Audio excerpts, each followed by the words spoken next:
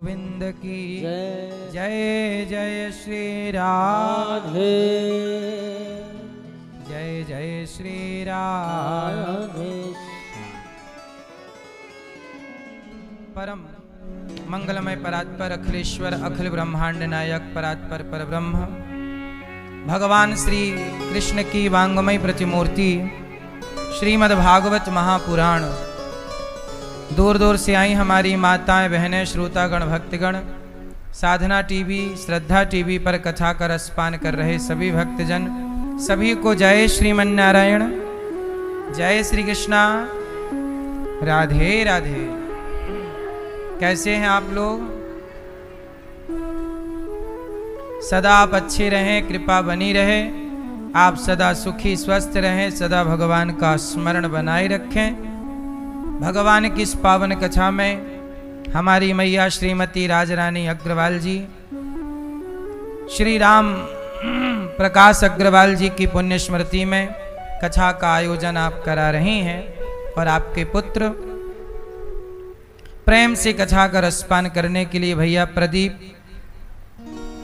प्रदीप जी भैया हमारे बहुत बड़े साइंटिस्ट हैं और आप प्रेम पूर्वक कथा का रसपान करा रहे हैं अपनी माँ के लिए। तो प्रदीप जी और किरण जी, आप बड़े प्रेम से अपने कर्तव्यों का निर्वहन कर रहे हैं।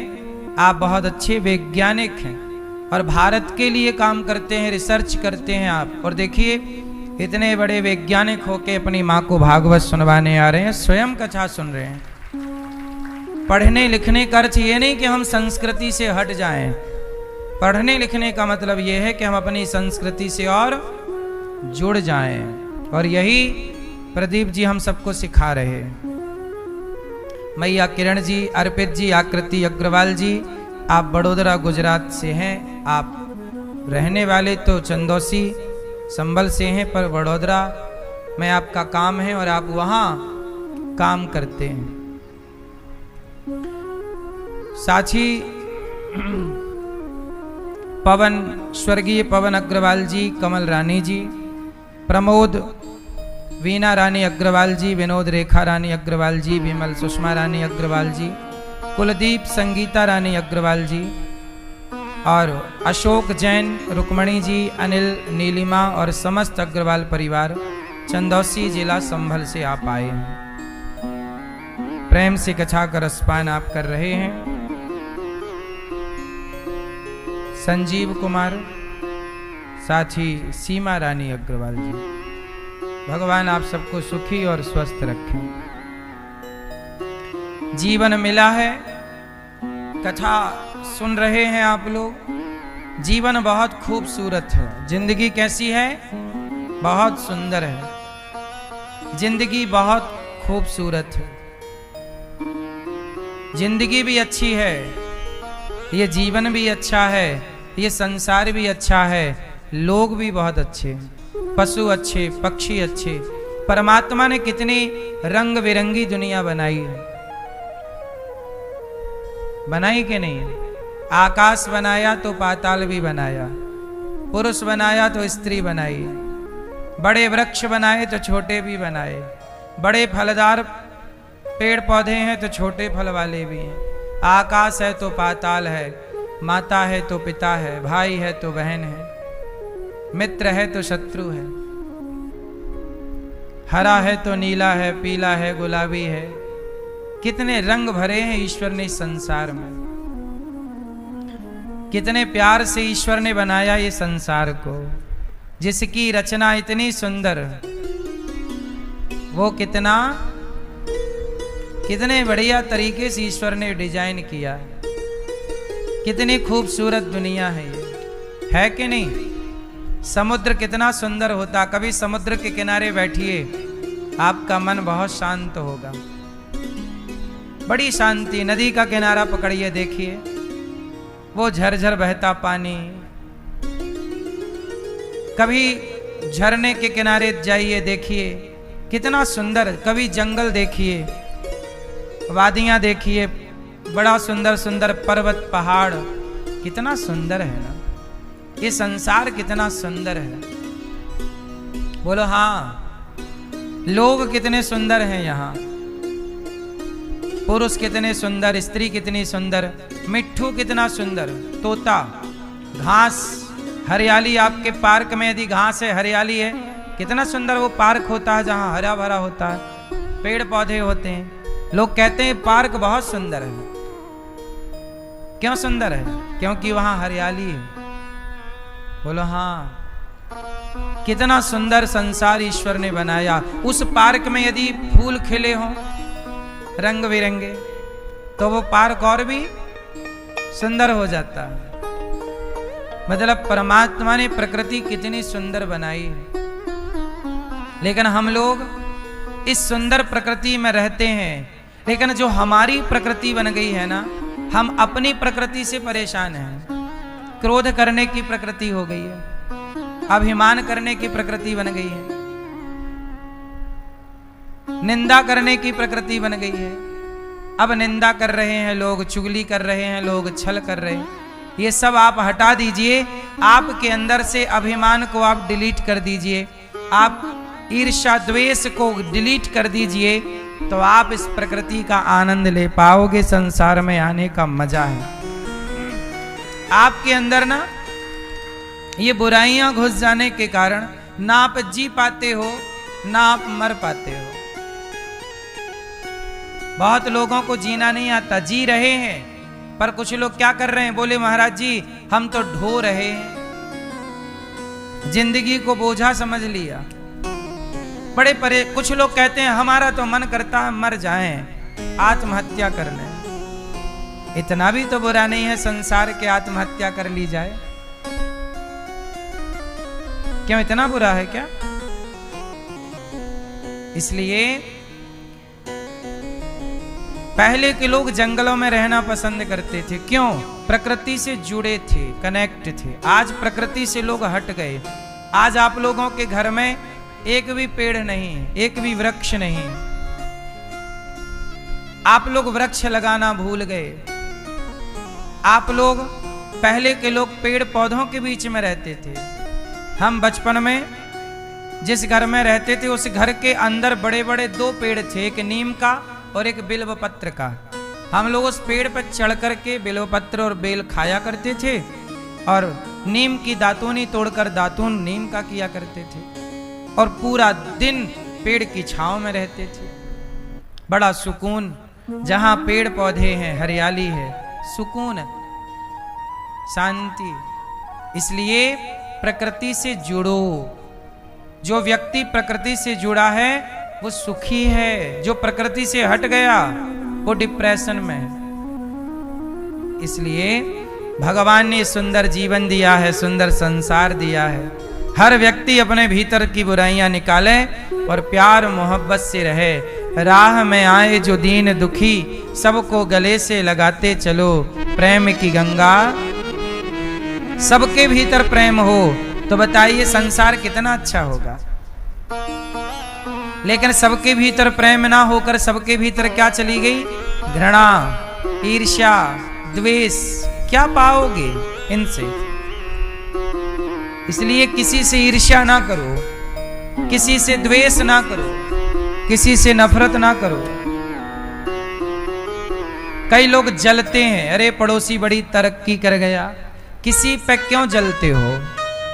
एक चीज याद कर लो, मैं जो बोलने जा रहा हूं, इस संसार में हर व्यक्ति अपने भाग्य का खाता है। ये बात सही है कि गलत है? सब लोग किसके भाग्य का खाते हैं? आपके भाग्य की रोटी वृंदावन में थी, गौरी गोपाल में थी, इसलिए आप अपने भाग्य का खाने वृंदावन आ गए। जब तक आपके भाग्य की होंगी आप यहां रह के खाओगे, भाग्य की रोटियां खत्म हो जाएंगी, चले जाओगे। तो आप किसी का खाने नहीं आए, आपके ही भाग्य का था। हाँ या ना? आपके भाग्य का पानी था, पीने आ गए। इसका अर्थ ये हुआ कि सब अपने अपने भाग्य का खाता है। तो आपका पड़ोसी किसके भाग्य का खा रहा है? बोलो जोर से। वो अपने भाग्य का, तो तुम क्यों ईर्ष्या कर रहे हो? तुम क्यों जल रहे हो? जब वो अपने भाग्य का खा रहा है, उसे खिलाने वाला परमात्मा है, तुम क्यों मरे जा रहे हो? अरे बड़ी तरक्की कर गया, बेईमानी कर रहा होगा, वो जो कर रहा होगा उसका दंड वो भोगेगा, तुम्हें काहे मिर्ची लग रही है? तुम भी धनवान बन जाओ ना, कमाओ, जल के क्या पाओगे? दूसरे को कुछ ना जलाओगे, स्वयं ही जलाओगे। माचिस की तीली निकालो, घर्षण करो, तीली जलेगी, लेकिन माचिस की तीली दूसरे को बाद में जलाएगी, चूल्हा बाद में जलाएगी, किसी का घर बाद में जलाएगी, वो तीली सबसे पहले खुद को जलाएगी। जब आप किसी पे जलते हैं तो जिस पे जलते हैं वो कब जलेगा, लेकिन वो जले ना जले आप जरूर जलोगे, क्योंकि आप जल रहे हैं। किसकी आग में? ईर्ष्या की आग में, द्वेष की आग में। समाज में ईर्ष्या द्वेष है या नहीं? आप जलते हैं, लोग नहीं कहते बहुत जलते हैं। आप जलते हो किस पर? जिस पर जलते हो उसका कुछ ना बिगाड़ पाओगे। जल रहे हो ना तो आप ही जलोगे, क्योंकि आप ही जल रहे। इसलिए ना काहू से दोस्ती, ना काहू से, कबीरा खड़ा बाजार में सबकी चाहे खैर, ना दोस्ती ना दुश्मनी। क्यों करें हम आपसे दुश्मनी? हम आपसे दुश्मनी करके पाएंगे क्या? हम ईर्ष्या क्यों करें, द्वेष क्यों करें? हमारा पड़ोसी तरक्की कर गया, हमको खुशी होनी चाहिए कि हमारा पड़ोसी है, हमारे गांव का है, हमारी गली का है, हमारे भारत का है। हमारे भारत के तरक्की करें तो हम भारतीयों को प्रसन्न होना चाहिए, हमारे भारत के लोग तरक्की कर रहे हैं। हम आपस में जल के पांव खींचते रहे तो तरक्की कर गया अमेरिका, तरक्की कर गया जापान। तुम आपस में तरक्की करने नहीं दिए किसी को, जो तरक्की किया पांव पकड़ के खींच लिया। क्यों? तो तुम नहीं संगठित हो पाए, तुम नहीं तरक्की कर पाए, तो तरक्की अमेरिका कर गया। क्योंकि वो कुछ देश ऐसे हैं जहां जो तरक्की करता है ना उसको पीठ थपथपाते हैं, वाह वाह तूने बहुत बढ़िया काम किया। और भारत में यहां कोई तरक्की करने लग जाए तो लोग जलने लगते हैं, बोले अरे पाप करके कमा रहा होगा। क्यों? मेहनत करके कमा रहा है भाई, पाप करके कमाता तो तुम भी कमा लो ना। तुम कौन सा बैठे बैठे दिन भर चुगली करके पुण्य कमा रहे हो? सही है? इसलिए कभी किसी को देख करके ईर्ष्या की भावना नहीं रखनी चाहिए, प्रेम की भावना। हम और हमारा क्या सहयोग इनको मिल जाए कि और तरक्की कर जाए। जब आप किसी का भला सोचते हो तो भगवान अपने आप आपका भला करना स्टार्ट करते हैं। आप याद रखिएगा, जैसा आपने सुना होगा, एक सेंटेंस सुना होगा, जैसा आप सोचते हैं वैसे आप हो जाते हैं। ये सुना कि नहीं? यदि आप गलत सोच रहे हैं तो आप ही गलत होंगे, और आप सही सोच रहे हैं तो आप सही हो जाएंगे। इसलिए जो व्यक्ति जैसे सोचता है वैसे होता है। आप अच्छा सोचिए, आप अच्छे बनेंगे। आप राम के बारे में सोचिए तो राम के गुण आएंगे, रावण के बारे में सोचिए रावण के गुण आएंगे। बॉलीवुड के हीरो हीरोइन के बारे में सोचेंगे तो उनकी गंदगी अंदर आएगी। स्वामी विवेकानंद जी के बारे में सोचेंगे तो स्वामी विवेकानंद जी के महान विचार आपके अंदर आएंगे। जो व्यक्ति जैसा सोचता है वैसा होता चलता है। सही है कि गलत है? इसलिए बहुत अच्छा सोचिए, बहुत अच्छे से जीवन को यापन कीजिए। बड़े प्रेम से आप सभी लोग कथा का रसपान करके जीवन को कृतार्थ कर रहे हैं। कल हम लोगों ने क्या मनाया? भगवान जी का उत्सव। कौन सा उत्सव? जन्मोत्सव। जन्म मतलब प्रकट, भगवान प्रकट हो गए।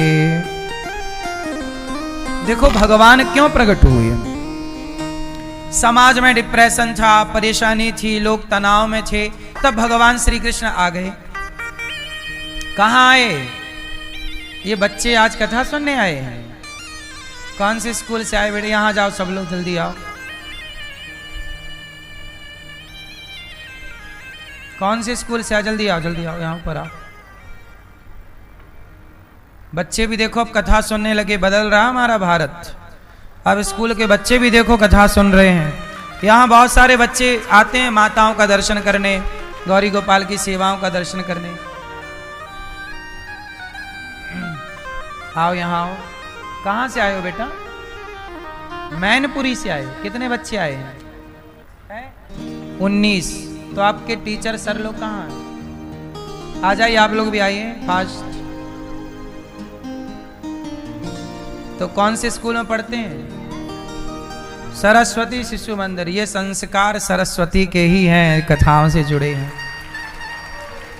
सरस्वती शिशु मंदिर के ये संस्कार हैं कि जो आप सनातन से सरस्वती शिशु मंदिर बहुत अच्छा काम कर रहा है ये स्कूल, और बच्चों को संस्कार भी और शिक्षा दोनों। राधे राधे। ठीक है आप लोगों ने वृद्ध माओं का दर्शन किया? चलो सारे बच्चों को लो, आओ यहाँ, सब लोगों के लिए गीता ये लो। आओ सब लोग यहाँ, हाथ लगाओ सब लोग। आपने माताओं का दर्शन किया? यहाँ की रसोई का दर्शन अच्छा लगा? कैसा लगा? लो यहाँ, वहां देखो।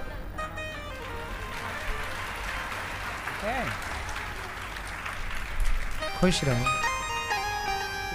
क्या नाम है आपका? कृष्णा। क्या पढ़ते हो?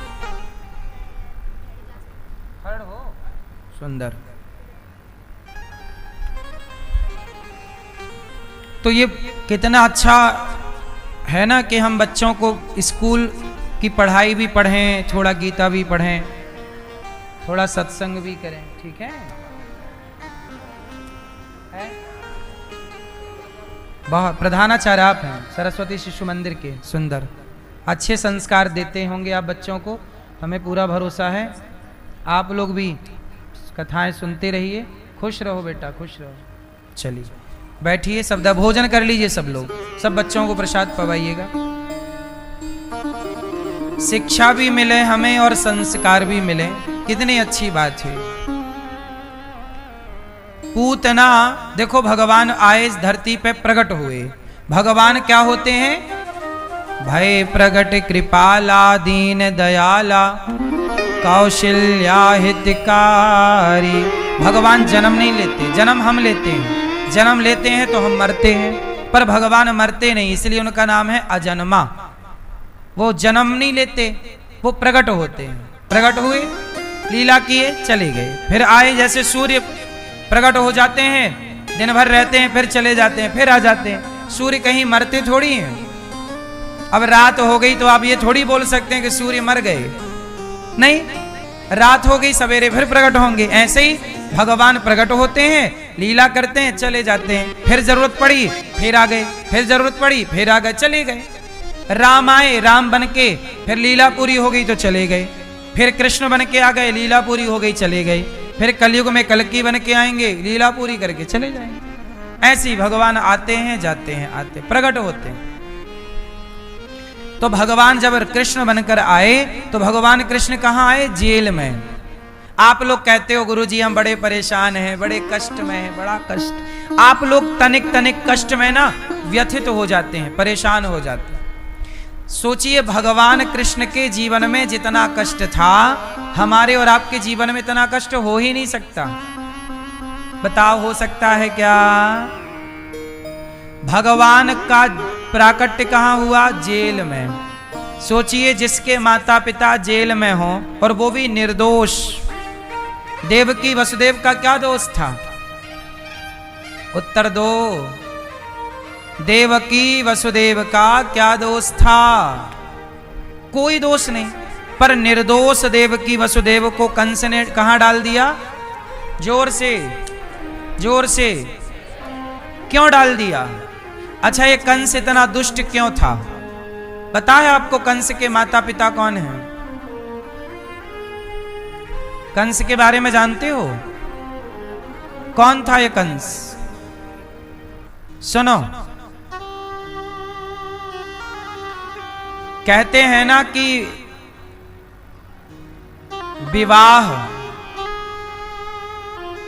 विवाह कैसे करना चाहिए।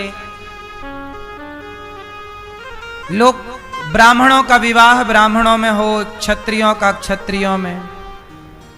यदि कहीं और विवाह किया, जैसे आजकल लिव इन चल रहा है, तो लिव इन से क्या दुष्परिणाम निकलेंगे वो आपको मैं कंस की कथा सुनाऊं तो आप समझ पाओगे। चलो मैं आपको सुनाता हूं कंस की कथा, सुनो। घटना है मथुरा की। मथुरा में एक राजा थे, उनका नाम था उग्रसेन। क्या नाम था? उग्रसेन की पत्नी थी पद्मावती। क्या नाम था? उग्रसेन की पत्नी पद्मावती। और पद्मावती बहुत सुंदर थी। अब उग्रसेन का हुआ विवाह। पद्मावती आई तो पद्मावती में वो इतने आसक्त हो गए उग्रसेन के पत्नी के सिवा कोई अच्छा ना लगे। और ये ठीक भी है पति के लिए कि पत्नी के सिवा आपको कोई अच्छा ना लगे। एक दिन क्या हुआ कि पद्मावती के पिता ने संदेशा पहुंचाया कि बेटी कुछ दिनों के लिए आप मायके आ जाओ, तुम्हारी मां तुमसे मिलना चाहती है।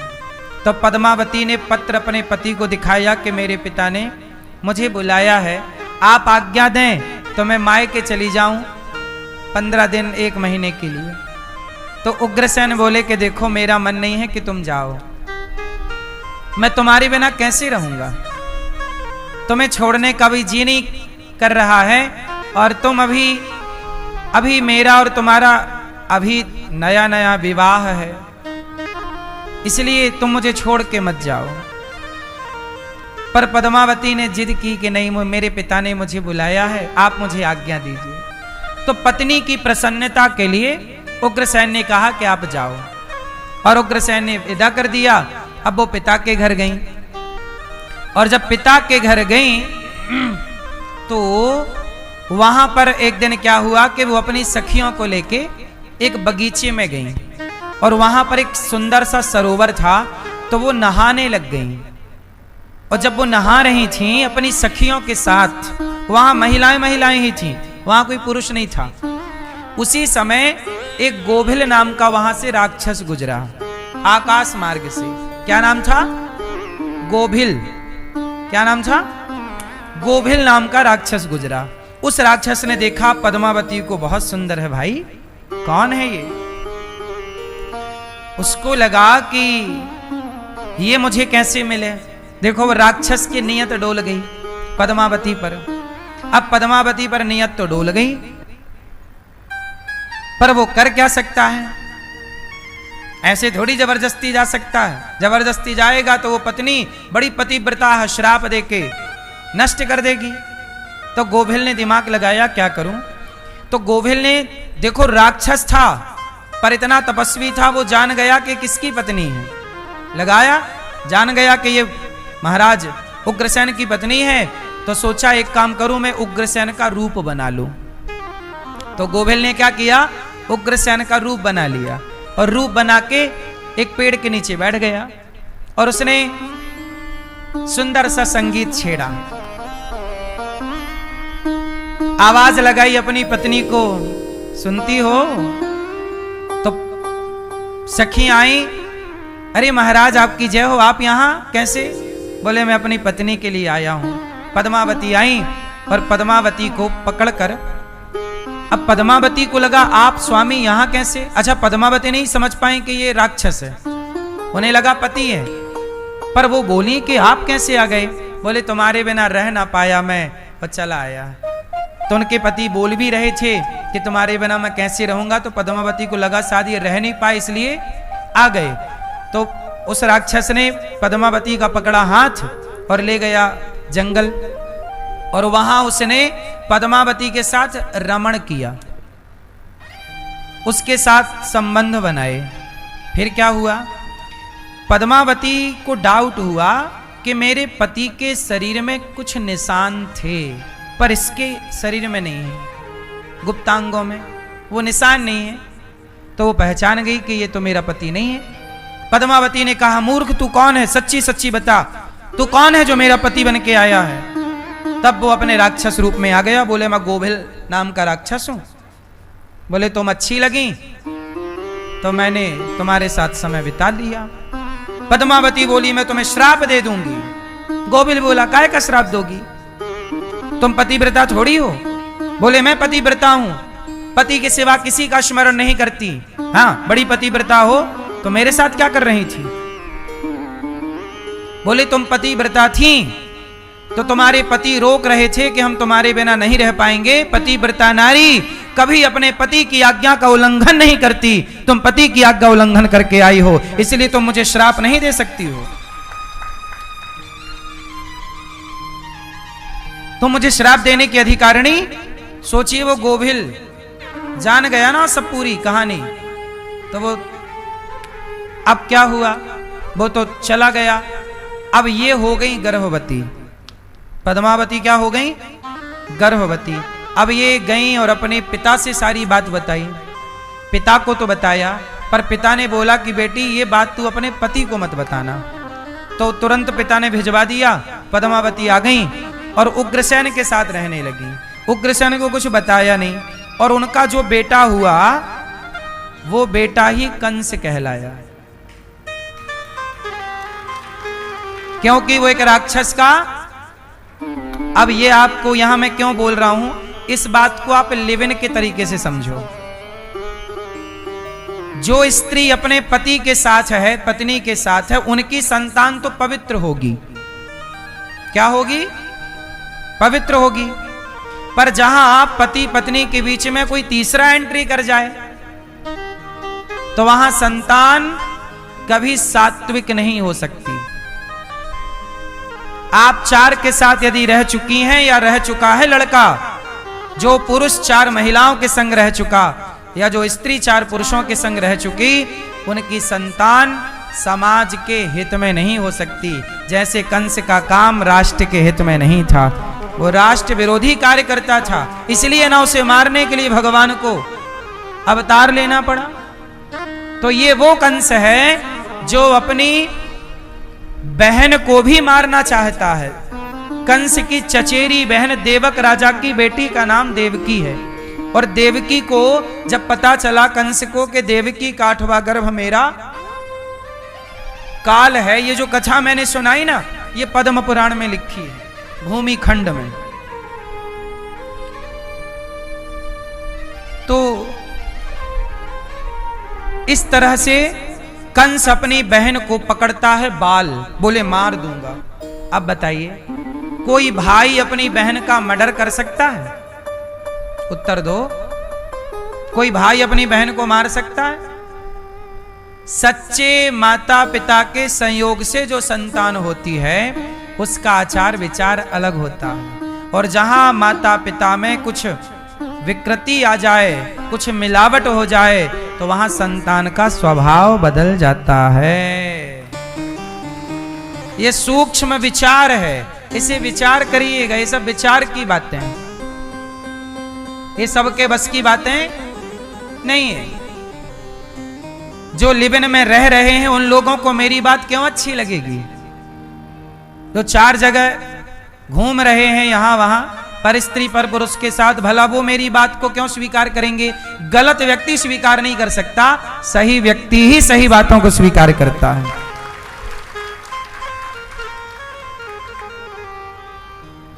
सही है। इसलिए कंस इस तरह का विधर्मी, इस तरह का प्रकृति वाला क्यों है? क्योंकि कंस के भीतर विकृति गर्भ से ही आ गई। मां का गर्भ ही उसका पवित्र हो गया।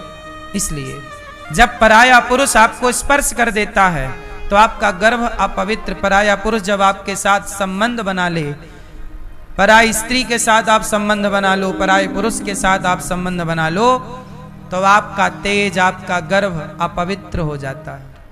और अपवित्र जगह में सिवाय मच्छर मक्खी हो सकते हैं, अपवित्र जगह में देवताओं का वास कभी नहीं हो सकता। अच्छी विचारधारा वहां से प्रकट नहीं हो सकती। सही है? इसलिए कंस ने अपनी बहन को बंदी बना दिया, जेल में डाल दिया, देवकी वसुदेव दोनों को, और बोला इतना निर्दयी, बच्चे पैदा हो रहे हैं वो मार दे रहा है। देवकी के पहला बेटा। अब सोचिए कौन सा मामा ऐसा होगा जो बहन के बेटा पैदा हो और मार डाले। हमारे यहां तो भांजों का भी सम्मान बड़ा तरीके से होता है। कहते हैं कि 100 ब्राह्मण भोजन कराने का जो पुण्य है, वही पुण्य एक भांजे को भोजन कराने का है। इस तरह का सम्मान हमारे यहां भांजों को मिलता है। सही है?